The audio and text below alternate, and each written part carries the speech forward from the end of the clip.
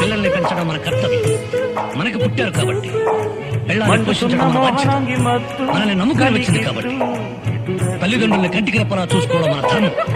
వాళ్ళు మనకు జన్మనిచ్చారు కాబట్టి, మిమ్మల్ని కన్నందుకు వాళ్ళు గర్వపడాలి కానీ సిగ్గుపడకూడదు. మీ అమ్మా నాన్న మిమ్మల్ని విగ్రహాలు పెట్టించడం. నేను కడుపు నిండా నిన్నదెవ్వడు చూడాలి, కష్టపడ్డది ఎవ్వడు చూడాలి.